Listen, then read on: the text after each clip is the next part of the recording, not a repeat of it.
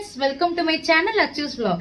இன்னைக்கு நம்ம என்ன பார்க்க போறோம்னு பாத்தீங்கன்னா எம்டி சால்னா தாங்க. அது நம்ம இட்லி, தோசை, சப்பாத்தி, பரோட்டா எல்லாத்துக்கும் ட்ரை பண்ணலாம். வாங்க வீடியோக்குள்ள போகலாம்.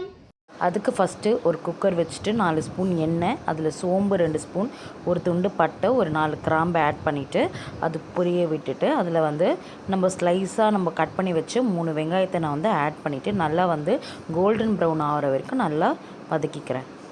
வதங்கினதுக்கப்புறமா அதில் 2 பச்சை மிளகா, ஒரே ஒரு தக்காளி நம்ம நீல வாக்கிலே அரிஞ்சு ஆட் பண்ணிவிட்டு நல்லா மசிகிற வரைக்கும் நல்லா வதக்கி விடணும்.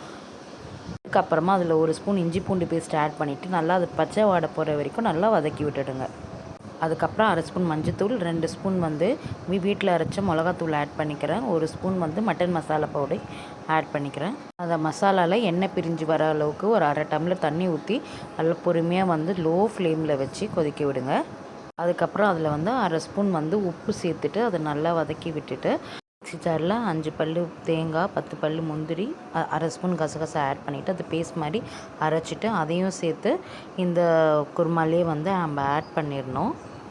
இதுக்கு மேலே நம்ம கொத்தமல்லி தழையும் கருவேப்பிலையும் ஆட் பண்ணிக்கணும். இதில் புதினா நம்ம போட்டுக்கலாம், ஆப்ஷனல் தான். இதில் 3 விசில் விட்டு எடுத்து இட்லி, தோசை, சப்பாத்தி எல்லாத்துக்கும் கூட நீங்கள் சர்வ் பண்ணி பாருங்கள். சூப்பராக இருக்கும். கண்டிப்பாக ட்ரை பண்ணி பார்த்துட்டு கமெண்ட் பண்ணுங்கள். தேங்க்ஸ் ஃபார் வாட்சிங்.